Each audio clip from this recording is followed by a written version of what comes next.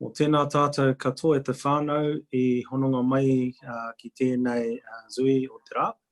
Nō reira kia koutou aha ko te kokona o te ao I hononga mai I tēnei rā me mihi ka tika kia koutou katoa. Me mihi ka tika kia koe hoki te tuahine Maria, me koe hoki Kiri, mō koutou wā ki whakanuia ki whakamana tēnei kaupapa I moana mātou I tēnei ata. I tīmata o tātou zui I tata nei I te karakia, nō reira te whānau kai no I tātou. Haramai, tupuna te wairua tapu me nā atua. Whakataua mātou mauri wairi o mātou whakaro, whakakoia te hingaro, whakamaha ki te nā kau kia pū tohe ai te rere. A whakamarutia, whakakaha ai, whakaoranga tia te mā tini uhi, wero, taumai te mauri haumi e hui e, tai ki e. Ho atu taraka kia koe te tuahine Maria.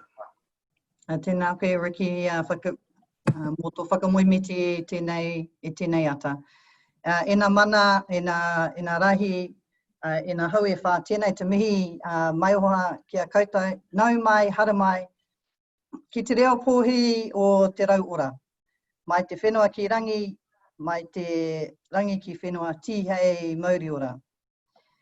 Nā uria hau te tai tukarau, ko Maria Baker hau. It's my pleasure as the host for the part 2 of our series of 4 webinars based within the kaupapa of Matariki to host 2 wonderful Māori leaders for this morning, for this very succinct hour that we have with you all today. So nau mai, hara mai. Our kaupapa today for this series is on the lay of the land around suicide prevention and postvention.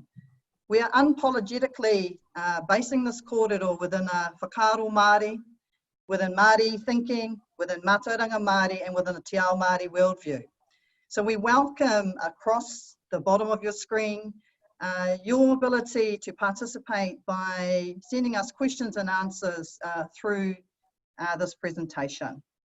So before we commence, I would like to invite Dr. Kiri Lawson Te Aho and Riki Nene to introduce themselves no hekwe, and then we'll come back to Dr. Lawson Te Aho, who will make a presentation to you this morning on the lay of the land around suicide prevention. Kia ora koutou. Over to you, Kiri.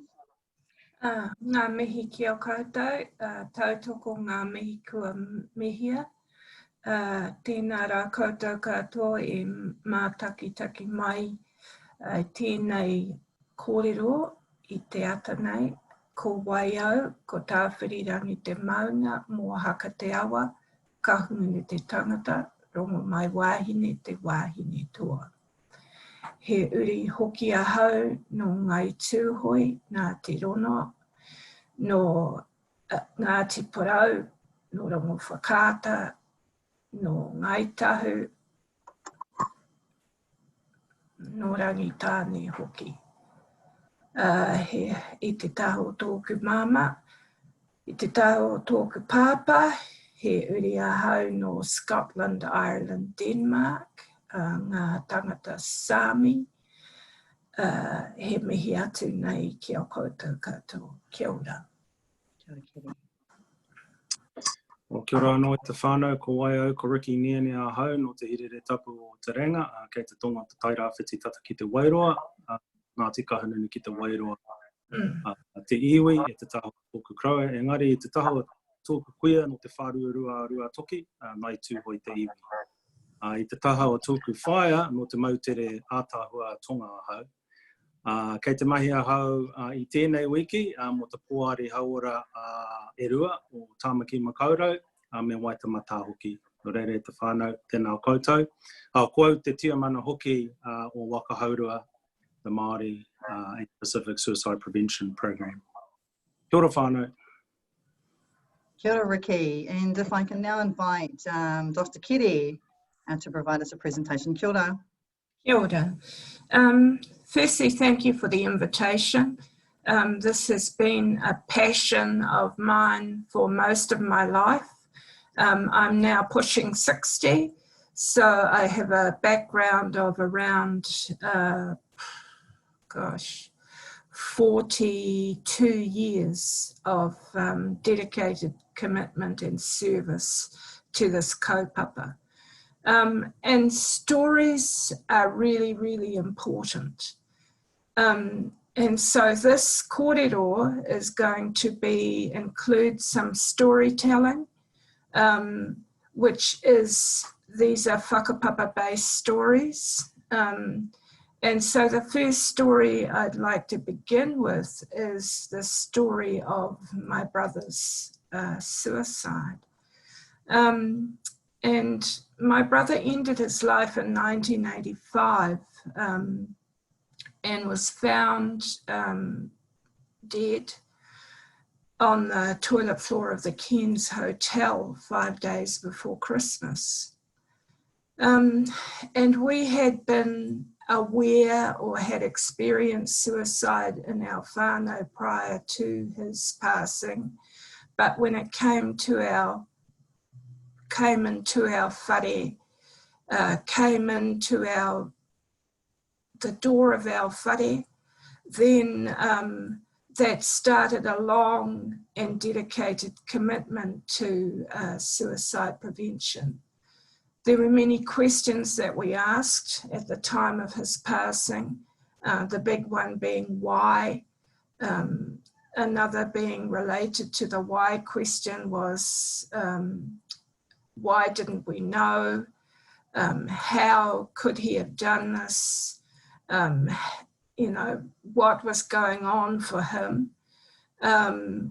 And we found out over time that he was involved in the Mr. Asia drug ring as what was called a street bunny. So he was dealing drugs as part of the Mr. Asia cartel.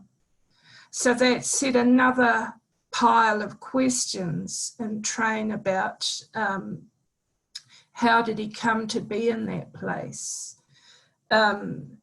What was missing in his life that led him to that decision? So it's been a long journey trying to answer the questions that come from our own backyard, that come from inside our whānau, that come from our homes. And so what I've learnt out of that is that the revolution begins at home. It matters what we do in the confines and the spaces of our own homes, of our whenua, in our relationships to each other, within our whakapapa stories that we can learn from in terms of suicide prevention kaupapa and postvention kaupapa. So that was the beginning of the journey for me and my whānau. Colonisation is the most potent and valid explanation for suicide. And it always has been, suicide as we know it today. And it always has been, because colonisation transformed our worlds, made every effort to destroy our cultural values and identities. And over time, through the last 250 years from the time that the colonisers first set foot on our whenua, on Aotearoa, that began a domino effect, or what Aaron Huey refers to as a domino effect. And I have a link here on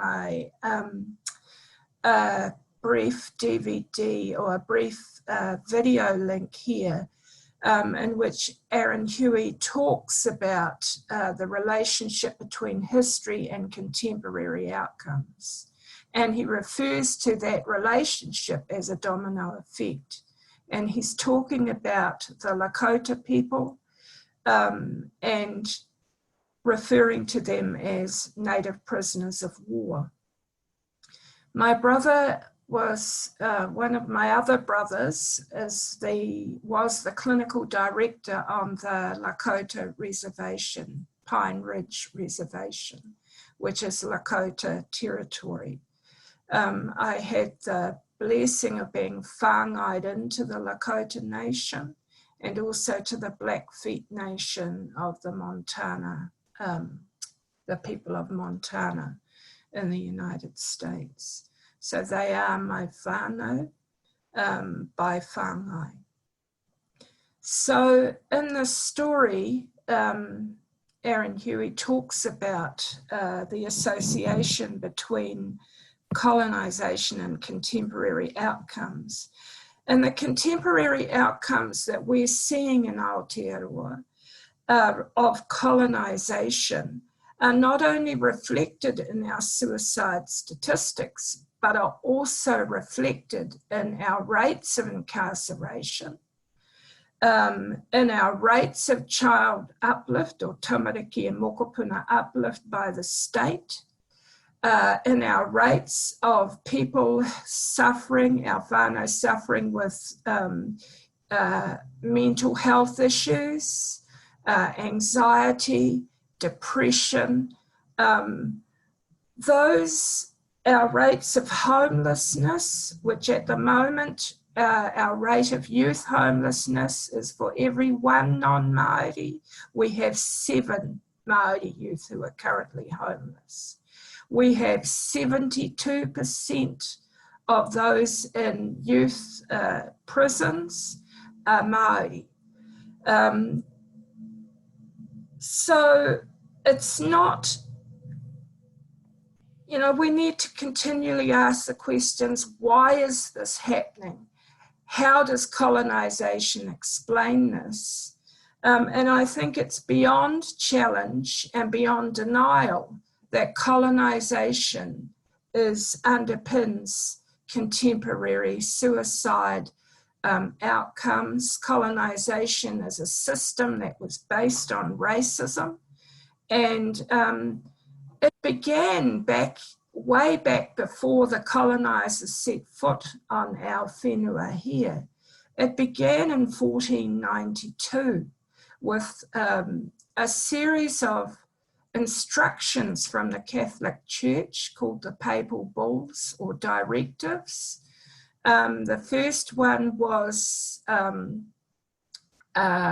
Romanus Pontifex, and that was an instruction by Pope Nicholas V to go forth and take lands, take resources from all non-Christian or Saracens and pagans, was the wording in that papal bull. And so that set in train the colonisation process, beginning with North America, extending out to, beginning with West Africa, extending out to North America, and eventually extending to us here in Aotearoa and the Pacific nations of Te Moana Nui a Kiwa. Here are some references here. Intergenerational historical trauma is also known as soul wounding, and it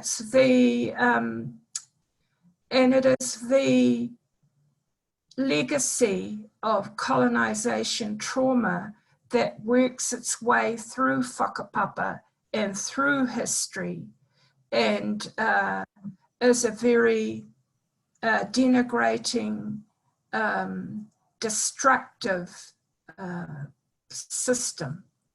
So Maria Braveheart Yellow Horse was the first Native American scholar to look at intergenerational historical trauma in her people, the Lakota. Dr. Eduardo Duran wrote a book called Healing the Soul Wound, which examined how do we do trauma-informed care with populations that have been colonised over generations. And another book is the book by the very wonderful and late Dr. Judith Binney, who wrote a story, or the story of colonisation in Tūhoe, a book called Encircled Lands. There's also reference here to a recording that tells the story through the mouths of the people of Tūhoe in a video called Tūhoe Resistance. And that's up on the Tūhoe iwi website. So in order to act in the present, we need to understand the past. So it's critical that we understand the pathways of colonisation, the outcomes of those pathways and actions that were taken, and that we base any interventions around the full recognition of the salience, of the relevance, of the power of colonisation as explanatory of Māori and Indigenous suicide. Whakapapa is the waka, or the vehicle, the mechanism by which spiritual mamai or soul wounding is transferred intergenerationally, and it manifests as physical outcomes within and between generations. So if we think back to the time of colonisation, first colonisation, which was Abel Tasman, who landed in the south in Golden Bay, what we see there is the loss of life on both sides through the invasion, rather than the discovery of Te Waipounamu by Tasman. We see that also occurring in the invasion by Cook of the whenua in Te Tairawhiti and in Rongo Whakata. And so colonisation has been from the outset a very, very violent process. Now, whakapapa is the mechanism by which mamai takes root and is transferred intergenerationally. The spirit, or the wairua, is the place where trauma and suffering take root within whakapapa. So Māori suicide is interpreted as the physical manifestation of spiritual wounding, and it requires responses that heal spiritual suffering at the source. This is a kōrero from my late auntie, Auntie Miriam Makahu, who said this to me in 1995. Whakapapa is everything, and I am nothing if not for whakapapa. Relationships in the Māori world are based on reciprocity, mutuality, responsibility, duties, obligations, and the maintenance of balance. These concepts consciously or subconsciously form part of the relationships between whānau, hapu, and iwi. We have within us te ira atua, the divine spark, a supernatural essence that we call wairua. Our inner nature is wairua, and so we are connected to the spiritual and physical worlds through whakapapa. That describes how we are related to each other and what those relationships call us to do and be in the way we act towards each other.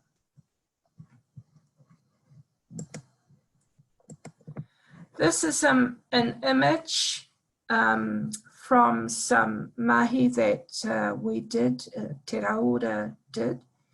And this is an image or a young Māori woman's impression of the whenua, the lay of the land before colonisation. So we have an intact system or body of mātauranga, of values and principles for life, and for the maintenance and continuation and immortality of whakapapa. This was our pre-colonisation world through the eyes of Huria na kōpeke te aho.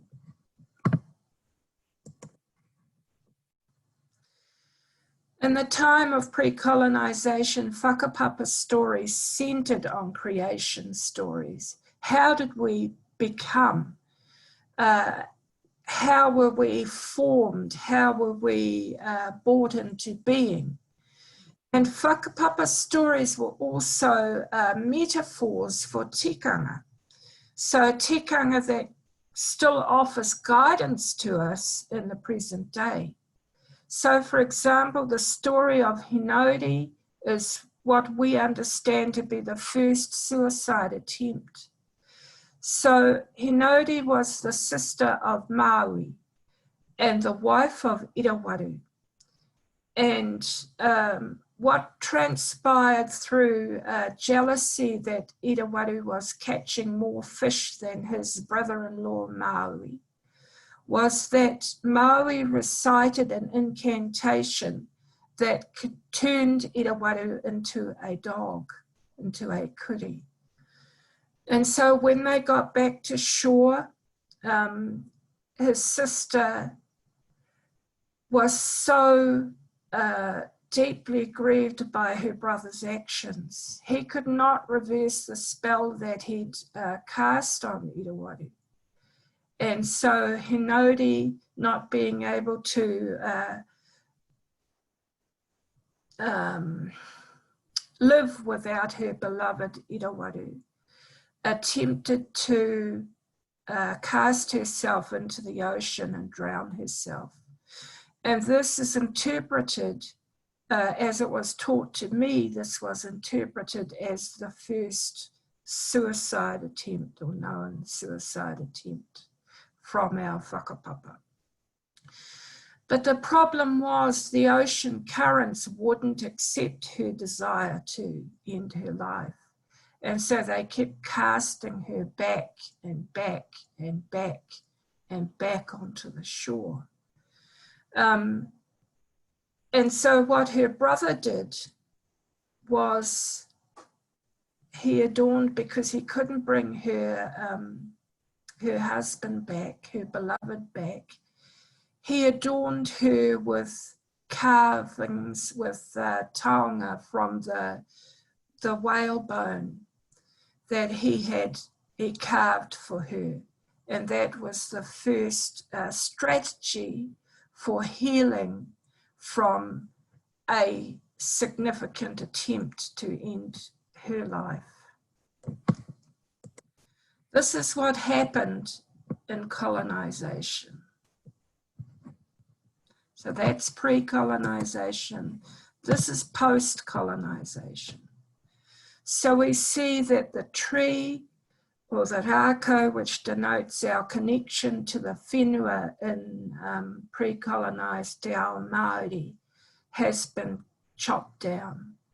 We see the impacts of war, we see the impacts of Christianity, we see the importation of, or the invasion of the colonisers and all of their culture.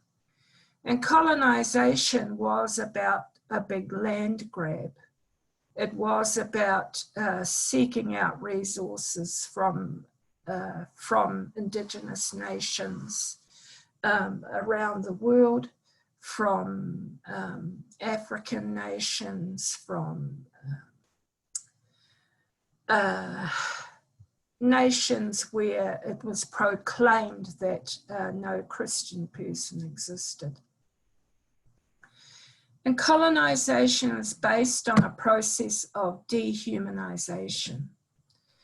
And dehumanisation was promoted through or developed, established through the eugenics movement of the 1800s.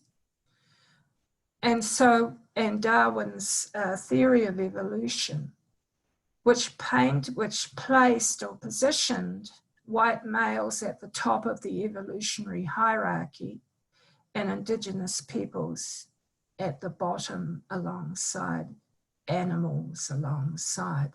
So there was a dehumanization kaupapa, which was inherently and deeply racist.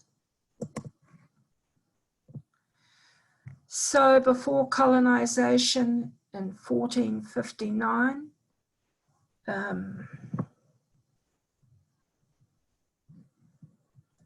our Māori world was kin-centric. Whakapapa anchored us to a collective identity. Relationships were ascribed by Whakapapa.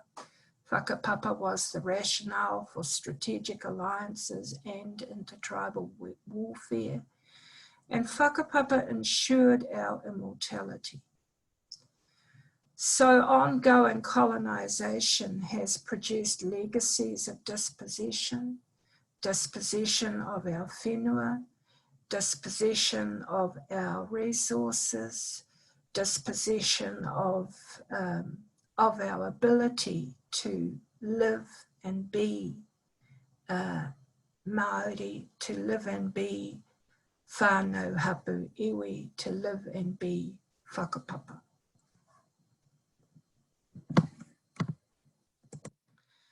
I want to commend this book to you.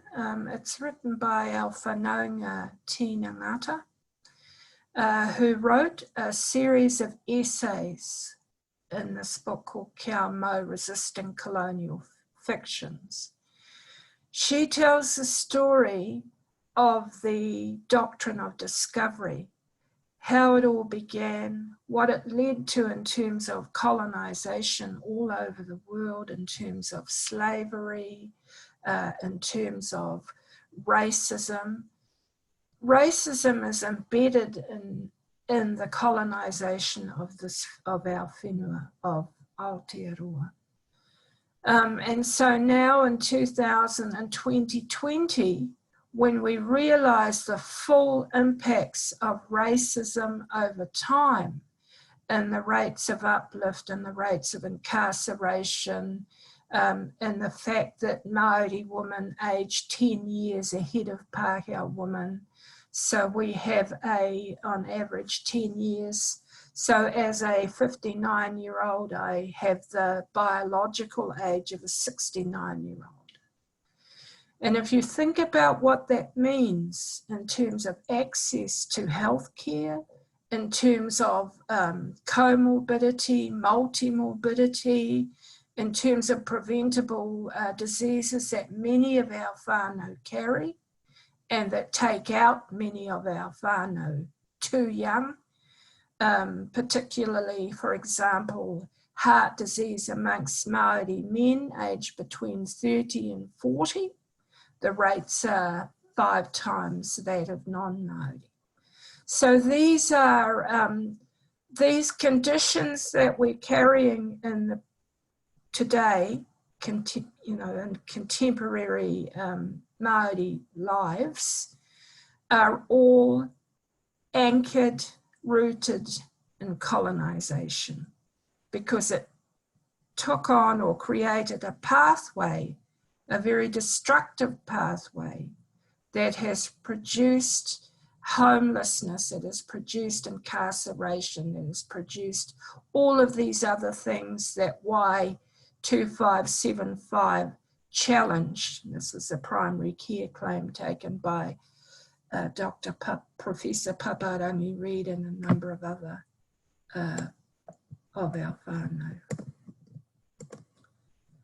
So 1452, we have the Doctrine of Discovery called Dum Diversus. This was a papal law issued by Pope Nicholas V, giving permission to King Alfonso of Portugal to enter West Africa and invade, search, capture, subjugate the Saracens and pagans and any other unbelievers and enemies of Christ, wherever they may be, their kingdoms, their counties, their duchies, their principalities and other property, and reduce them to perpetual slavery. And this forms the context for the development of the West African slave trade. Now, what we're still seeing in 2020 with the Black Lives Matter movement is evidence of the ongoing enslavement in 2020 of African Americans. Romanus Pontifex extended the rights of Dum Diversus to the New World, which meant North America, which meant Australia, Aotearoa. And so this was used by European empires, Britain, to expand out across the globe. So we have Cook. So we have, first we had Tasman, but then we had Cook, and we had the beginning of the alienation or the theft of Maori land, of the exploitation of our resources and of our people.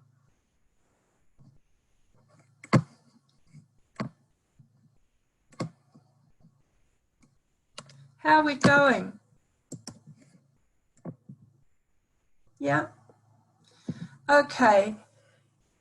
And then Inter Cetera authorized Spain, and Pope Alexander VI authorized Spain and Portugal to colonize the Americas and subjugate its native peoples. And this decree asserts the rights of Spain and Portugal, or asserted the rights of Spain and Portugal to colonize, convert, and enslave. It also justified the enslavement of Africans. So what many of us haven't been aware of is that, you know, when I used to teach colonization, I started from the first invasion of Aotearoa. And so all of this backstory was not known to me. But it is it's an important backstory that we need to understand. And this drives what's happening in the United States. It drives what's happening in the exploitation of indigenous resources throughout Africa. And it drives outcomes that denote wounding of the indigenous spirit through suicide, through attempted suicide, through deliberate self-harming. Because if we fully had access to our knowledge of our Whakapapa stories, if we were connected into our Whakapapa, but for many of us that knowledge has been lost or is not in the consciousness of many of our whānau. And that's attributable to systematic attacks on our Whakapapa through systems like the state ward system, through systems such as closed adoptions of our babies, through systems such as the incarceration of our young people, through systems such as the punishment of our tupuna, of our recent, actually, some of them are not yet tupuna, the punishment of them for maintaining their connection through to Whakapapa, through the maintenance of our real rangatira. So these things are all created as what Aaron Huey called the domino effect. The last slide I have is a kōrero from the very wonderful and beloved Whanaunga Moana Jackson. Words like encounters and arrival function to neutralize the fact that an armed military vessel arriving without invitation to claim lands, killing people while doing so, is actually an invasion. Nō reira, ngā mihi ki o koutou katoa, he pātai koutou, he whakaaro. Kia ora kere, ngā mihi ki a koe e te rangatira o tēnei wā. Thank you, and what a fitting quote by our wonderful leader Moana Jackson to wrap the kōrero that you've given us this morning. Certainly the depth of your kōrero sets the grounds and the background around mahiri whenua. And thank you for bringing that whakaaro to us in terms of the importance for Māori, particularly with telling our stories in our own way and re-emphasising what's really important from a whakaaro Māori perspective in terms of our whakapapa, our past, what's very important, our learnings, our values, our pūrākau, but to also situate that in our situation in regard to the continual impacts on colonisation. You presented also just really subtly a number of references, and I know you're fabulous in terms of sharing, and if there are participants out there that are curious about some of those links, we can make them available for you later.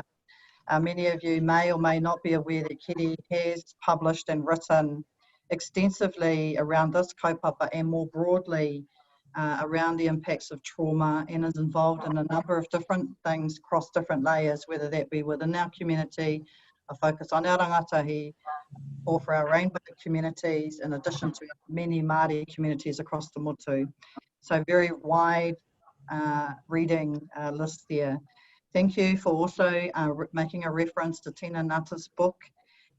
She's been one of the rangatira, many of the rangatira at the front line across the iwi, and we see these wonderful Māori leaders giving to support the kaupapa, to also create and produce our evidence to demonstrate what works well for Māori to tell our stories, as well as working on the ground with our people in our community. So kia ora koutou.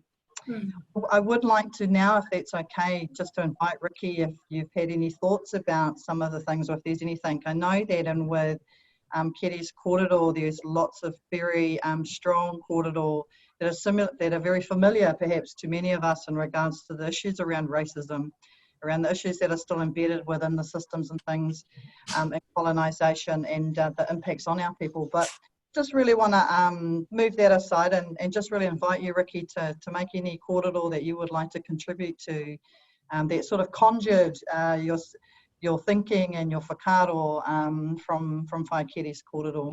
Kia ora. O tuatahi whakamihi whakaute ki a koe te tuahine mo tō kōrero rangatira ki a mātou. Honore ki noho I wana nui a tātou e te whānau ki whakarongo ki tērā kōrero rangatira. E te mātanga kai te mihi ki a koe e te tuahine. First of all, I just wanted to acknowledge that awesome kōrero. I mean, it's very difficult to follow when we've got one of our experts in this area speaking about this kaupapa, and I feel very privileged to be able to do that. One of the things that I would say is that what it conjured up for me, and it really goes back to, I guess, the submission that Tumu Whakarai made to the Mental Health Commission, and also when I think about the recent Health and Disability Review, what's absent from the findings, your kōrero has reinforced to me the importance of us co-designing a system with whānau that actually cares about whānau and that is able to demonstrate aroha to our whānau. And I know that that might be sounding oversimplistic, but at the end of the day, if we had a system that cared about our whānau and actually loved our whānau and operated in a way that whakamana whānau, then I think we'll find that how that system delivered services, cared for whānau, etc., would be a lot different. And while that may not necessarily mitigate fully against the impacts of things like colonisation, which I totally support in terms of your kōrero this morning, te tuahine, it will definitely help to enable our whānau to stay well and be able to access services when they need them the most. I think the other thing for me, and again it goes back to your kōrero, te tuahine, is about us valuing our own intelligence. And what you shared this morning was definitely a demonstration or an example of why it is important to value our own intelligence, our own mātauranga maramatanga Māori, if we're going to make a difference in this space. And your kōrero reinforced that for me this morning. And so whatever we do in the future, and also when we feed back to the Health and Disability Review, we must make sure that we make that point. It is very important if we're going to make a difference for our whānau and the waiora, haora, paiora, oranga of our whānau in this country, whether it's an issue such as suicide prevention, hingangaro haora, haora tinana, whatever it is, that we must value our own intelligence in that quest. And I guess the final two things that I would say also, and again it is reflecting on your kōrero, Kiri, is we must also develop and continue to develop our own workforce and our own leaders. We know that the people who are going to care most about our people are our people. And so the opportunity still remains for us to continue to build on the work of organisations like Te Rauora, Kia ora Haora, and Ngā Manu Kurua Ua Popo, and other groups that have been proactive in developing the Māori workforce to continue to grow our own people. I'm of the view it is our own people, as I said before, that will care most about our own people, and it is our own people also that we can rely on to serve aroha to our people regardless of where they may engage the system at any time in the future. And so I guess just for me, just listening to the kōrero, those were some of the key points that I picked up. Always important, I guess, when we engage whānau, that we do it in a way that is uplifting. And of course, I guess the key thing for me is we must always work in this space, in any other space, to be honest, in a way that whakamana whānau. So that's all I can add at this point in time, whānau. I'm just really grateful for the opportunity to follow and also to have heard Kiri's kōrero this morning. Kia ora. Kia ora, Ricky, and we really appreciate your view, and definitely the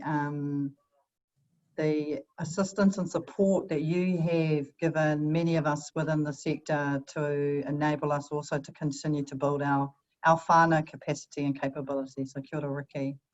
Look, whānau, we've got some really lovely comments in from the participants, just to acknowledge the kōrero thus far. We have an interesting question that I'd like to pose.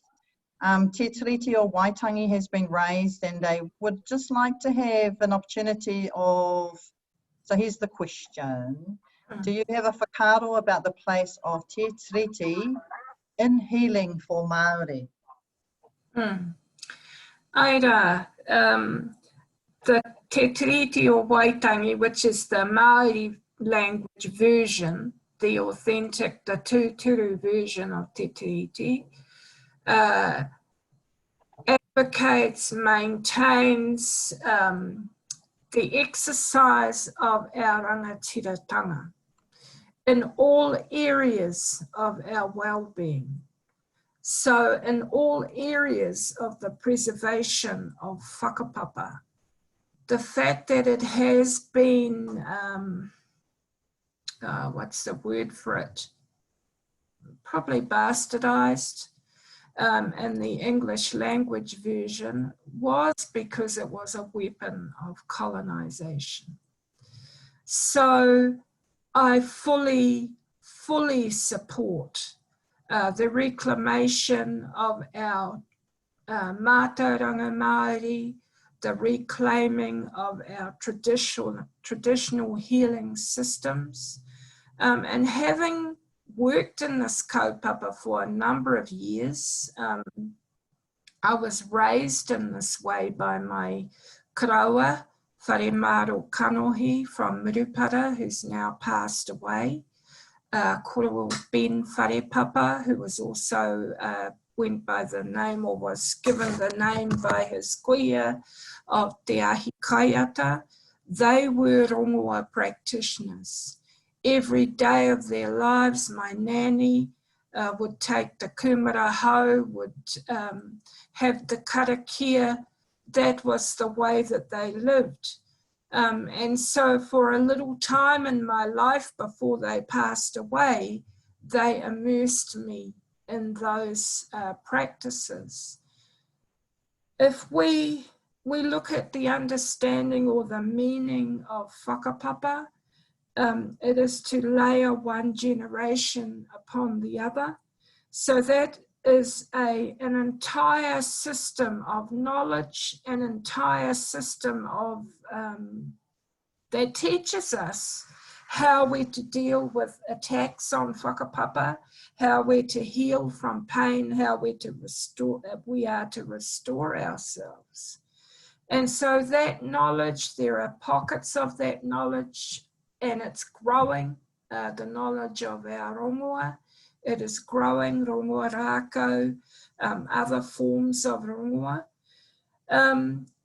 We're still fighting, however, westernized systems about what constitutes acceptable rongoa. And the work that I did 20 years ago now looked at, throughout the Pacific, looked at the differences between the World Health Organization's definition of legitimate rongoa practices. For example, they would not agree to spiritual healing. They would not agree to endorse spiritual healing or bone setting, which are practices that our tūpuna used, maira no. So there's still regulation and control coming out of a Western system that is reshaping, that is limiting our access to rongoa Māori, but we still have access to some of our knowledge, and some of our whānau just insist on practicing. And so that to me is what we need to do collectively, and we're all at different stages in this journey, but is to step into our rangatiratanga, to step into it, to grasp it, to hold on to it, to pass it on to our mokopuna, to our tamariki, so that we become the masters of our own, or the kaihotu of our own waka. And that is self-determination, and that is rangatiratanga, and that is the solution to Māori suicide. Kia ora kere. Any comments, Ricky? Well, tautoko. Listen, I think Te Tiriti is a reinforcement of the Indigenous rights, or some of our Indigenous rights as Indigenous people in this country, so it's fundamental to our wellness and our well-being. I guess topical at the moment is the Health and Disability Review, which definitely does not embrace Te Tiriti wholeheartedly, and I think some of you would have seen alternative reports that come out.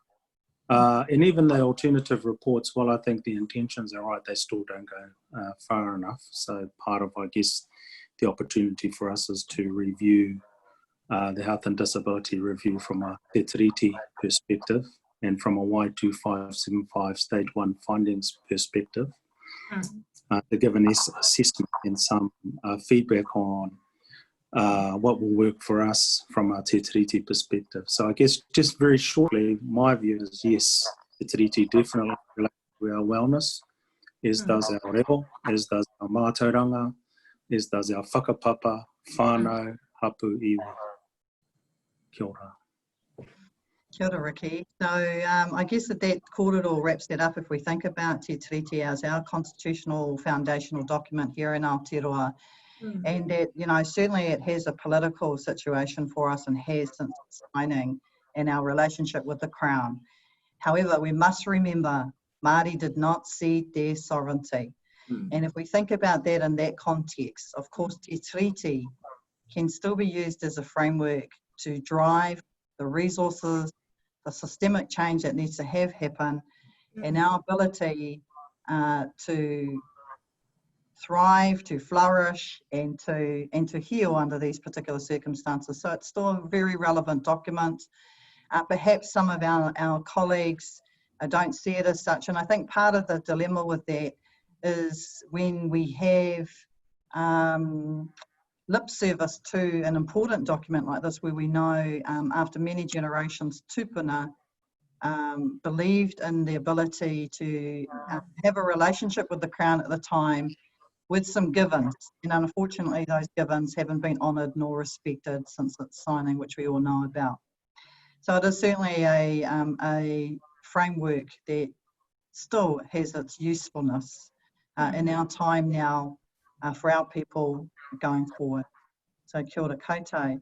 We may have one more question. All right, maybe it's a question. So this is a question from Diane, and just really quickly in our last maybe 5 minutes. Kia ora koutou, thank you for the session. Is there any way that Dr. Lawson's kōrero about colonisation can be incorporated within treaty education to enlighten mainstream health practitioners, which is a mandatory requirement? So it's probably a yes or no. Yeah. Yes, definitely. I just want to let you know that my approach to teaching is to decolonise medical students who are going to go on and be fully fledged doctors and medical specialists. So I teach 4 hours of decolonisation education, and I put them in the picture in my teaching. So I ask them to think about their own whakapapa, their own ancestry, their own positioning, their privilege, not only as medical students and doctors of the future, but also as people with an opportunity to make a difference in Hauora Māori. And if there are any issues that they need to get over, then I give them strategies to get over any personal insecurities or issues about, you know, when I tell them, their teacher tells them, you realise that you've got privilege, don't you? By virtue of the colour of your skin, you have privilege. And I have privilege too. And so we discuss and we negotiate, and as I teach them about inequities in Hauora Māori, where they come from, how they become embedded in the outcomes of them, that is within a decolonisation framework, because they have minds, they have opportunities, if we can get to them, to make a difference in their practice. Kia ora kere. And just thank you again, Diane, for bringing that question to us, and for those of you that are continuing to sit and listen to this kōrero. In fact, we all have a role to contribute to decolonisation in many ways. And actually there's some fabulous ngāho haere.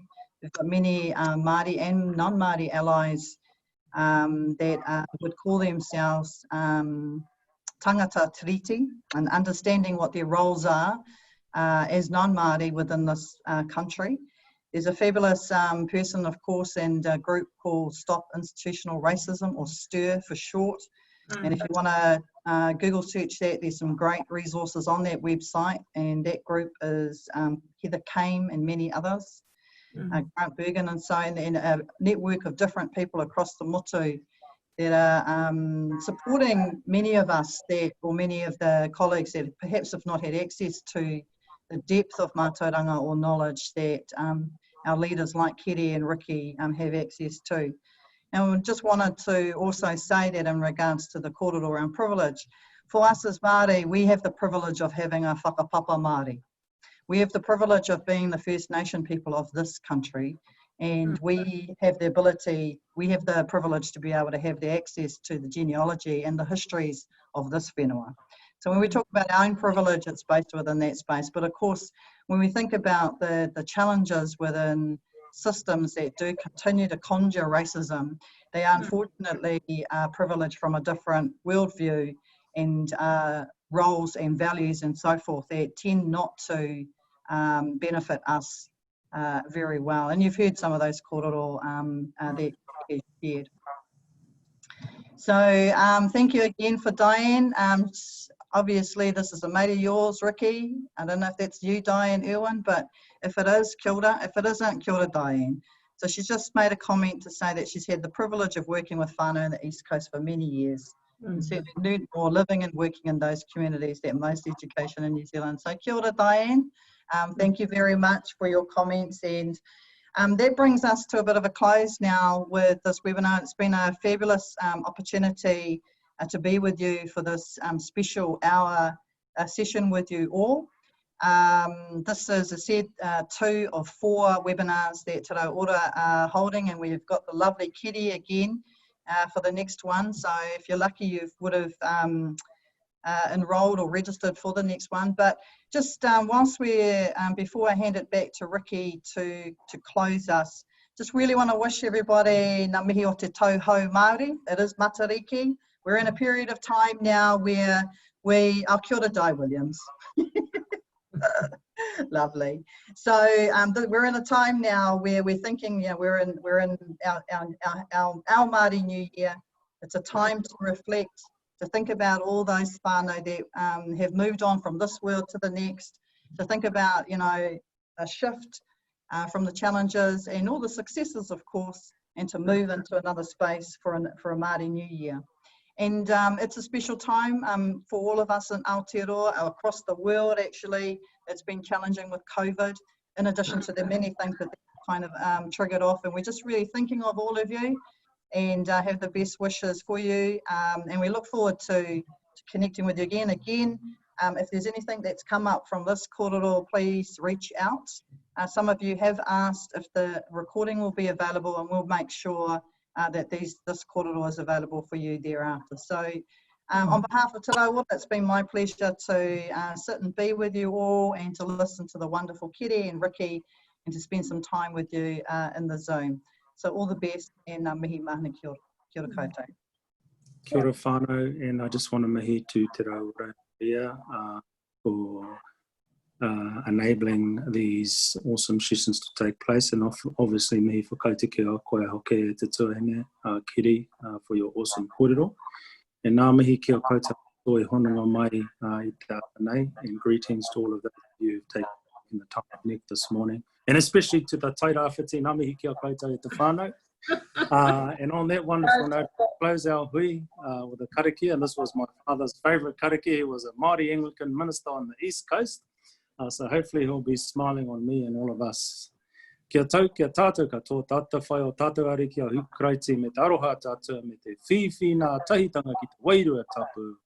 Ake, ake, āmene. Āmene. Kia ora, Ricky, kia ora koutou. Kia ora.